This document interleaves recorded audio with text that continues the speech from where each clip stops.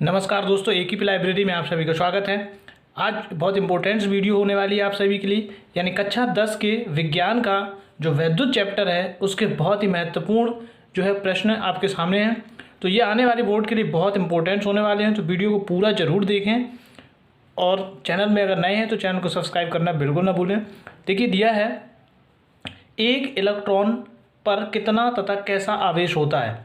ये क्वेश्चन भी कई बार परीक्षा में पूछा जा चुका है। तो एक इलेक्ट्रॉन पर कितना तथा कैसा आवेश होता है, तो अगर इसकी बात करें आंसर की, तो एक इलेक्ट्रॉन जो कैसा होता है, ऋण आवेशित कण होता है तथा इस पर 1.6 × 10⁻³ कूलाम होता है। तो हम बात करें एक इलेक्ट्रॉन पर कितना तथा कैसा आवेश होता है, तो इस पर जो है 1.6 × 10⁻19 कूलाम जो है आवेश होता है। तो इस पर जो आवेश होता है और कैसा होता है, तो कैसे की बात करें तो हम यहाँ जो है लिखेंगे ऋणावेश होता है, या कर कह सकते हैं कि जो है ऋण आवेशित कण, एक इलेक्ट्रॉन पर जो है ऋणावेशित जो है कण होता है। ऋणावेशित जो है ऋणावेशित कण होता है। तो इसका यही आंसर रहेगा कि एक इलेक्ट्रॉन पर कितना तथा कैसा आवेश होता है। तो एक इलेक्ट्रॉन पर 1.6 × 10⁻19 कूलाम आवेश होता है तथा कैसा होता है, तो यह जो है ऋण आवेशित कण होता है। अब देखेंगे हम इसका अगला सवाल। अगला सवाल दिया है कि आवेश Q, धारा I तथा समय t में संबंध बताना है। ये भी जो है कई बार परीक्षा में पूछा जा चुका है और इस बार भी आने के बहुत चांस हैं। तो यहाँ बात करें, यहाँ जो है हमारा आवेश कितना है, आवेश जो दिया है वो Q है, और धारा की बात करें तो धारा जो है वो I है, और समय की बात करें तो समय कितना है हमारा, समय जो हमारा t दिया हुआ है। अब अगर हम धारा का जो फॉर्मूला होता है, अगर इसके संबंध की बात करें तो धारा बराबर होता है, यानी धारा I बराबर जो होता है वो आवेश Q बटे, यानी आवेश Q बटे समय t होता है। क्या होता है, समय t होता है।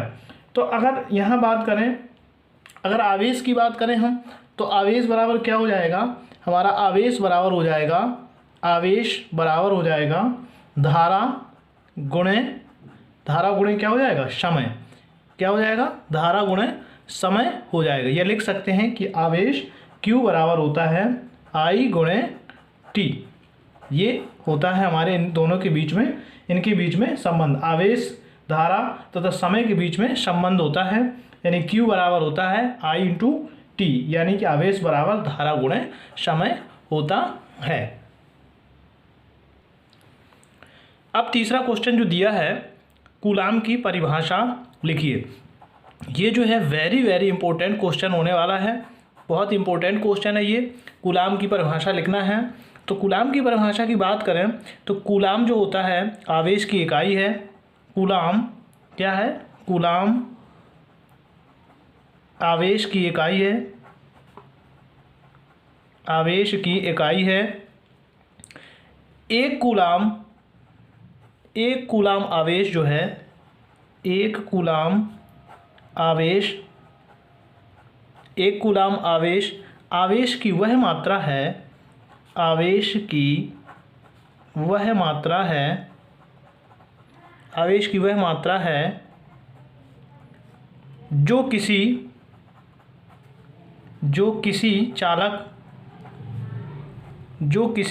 में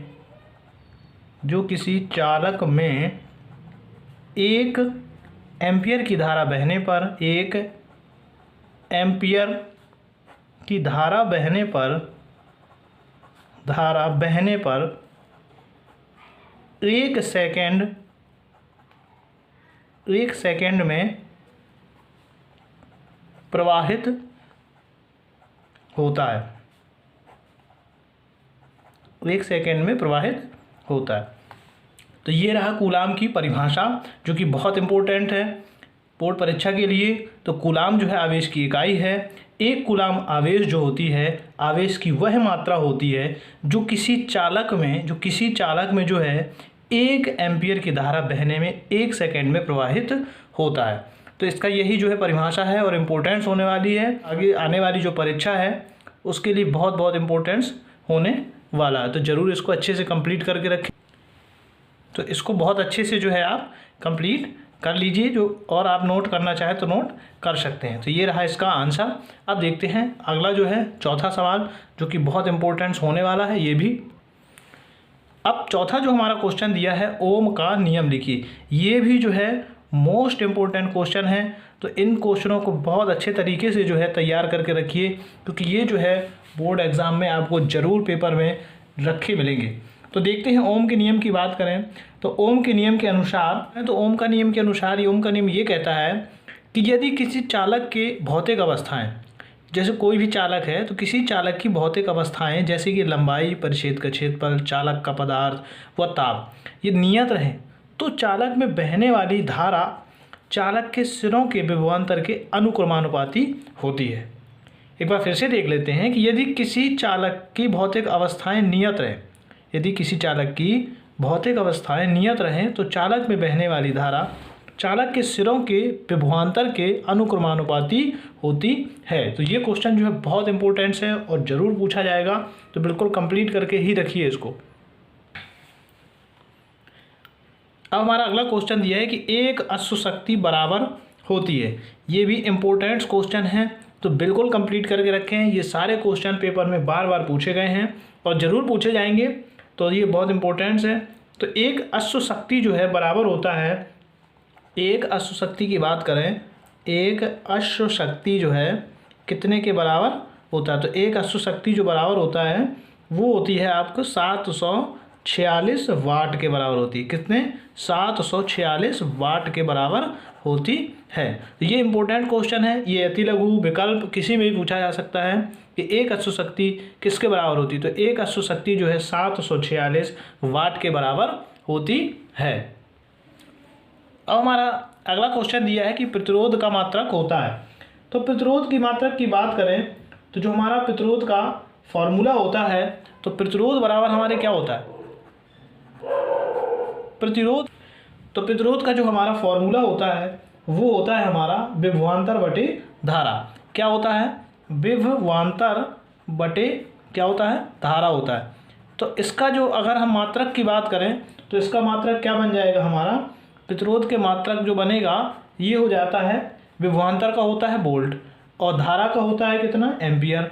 तो हम लिख देंगे, तो ये हो जाएगा हमारा वोल्ट बटे एम्पियर, या फिर हम लिख सकते हैं इसी को हम क्या लिख सकते हैं, ओम होता है। क्या होता है? ओम होता है। तो प्रतिरोध का मात्रक क्या होता है? ओम होता है।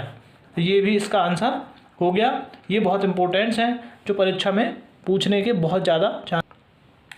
अब हमारा 7वां क्वेश्चन दिया है कि किलोवाट घंटा किस भौतिक राशि का मात्रक होता है। हमारे ऑप्शन है समय, द्रव्यमान, ऊर्जा या शक्ति।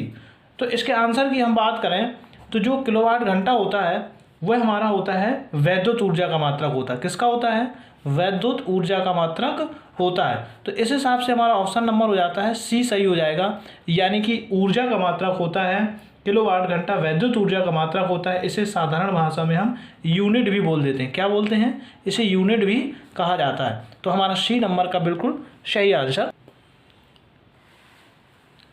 8वां हमारा क्वेश्चन दिया है कि 1 एम्पियर की परिभाषा दीजिए।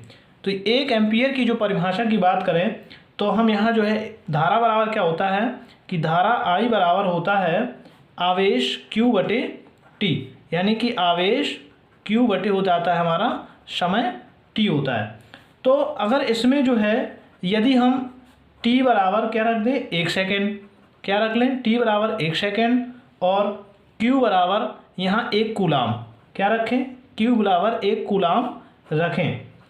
तो हम क्या देखते हैं, तो जो धारा होती है, जो धारा है हमारा, धारा यानी कि I जो है, धारा I बराबर हो जाता है 1 कूलाम प्रति सेकेंड। क्या हो जाता है? 1 कूलाम प्रति सेकेंड, अथवा में हम कह सकते हैं इसको 1 एम्पियर। क्या होगा? 1 एम्पियर। क्या होगा? 1 एम्पियर। तो अगर इसकी परिभाषा की बात करें तो परिभाषा बन जाएगी हमारी, यदि किसी परिपथ में 1 सेकेंड में जो है 1 कूलाम, 1 सेकेंड में 1 कूलाम आवेश